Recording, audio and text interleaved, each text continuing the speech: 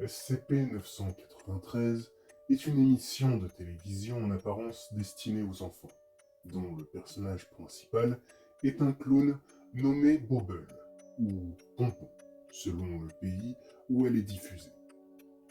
Pour ma part, je l'appellerai Bobble, ou SCP-993.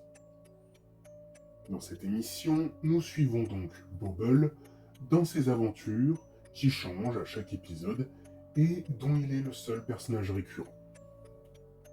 Et si jusque-là tout semble innocent et normal, avec le temps, vous le savez, rien n'est jamais vraiment normal chez les SCP. Dans les émissions pour enfants classiques, on suit généralement des personnages vivant des aventures menant à des morales simples comme être poli avec les autres, se brosser les dents ou ne pas manger trop de friandises. Dans ce programme, en revanche, Bobble enseigne aux enfants des notions bien différentes, abordant des thèmes comme le meurtre, la torture, le cannibalisme et autres joyeusetés du genre. Tout enfant âgé de 10 ans ou moins sera automatiquement captivé par le programme, les informations semblant s'imprimer durablement dans son esprit.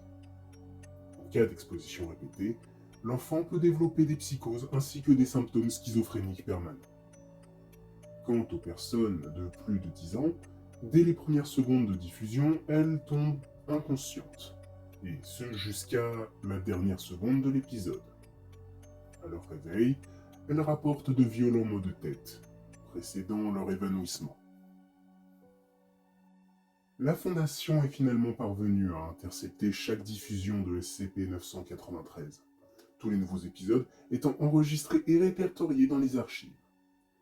Néanmoins, des enfants sensibles à SCP-993 sont encore utilisés à des fins de test, recevant ensuite des amnésiques après avoir décrit l'épisode visionné. Certains épisodes sont particulièrement troublants, notamment l'un d'eux dont le titre est une suite d'insultes, et dans lequel Bobble semble se trouver à l'intérieur même des locaux de la Fondation. Il y cherche à créer des brèches de sécurité et fournit des méthodes pour assassiner des chercheurs, prouvant qu'il en sait bien plus qu'il ne le devrait. Reste à savoir quelles sont les limites des connaissances de Bobble, et jusqu'où ira-t-il pour se libérer.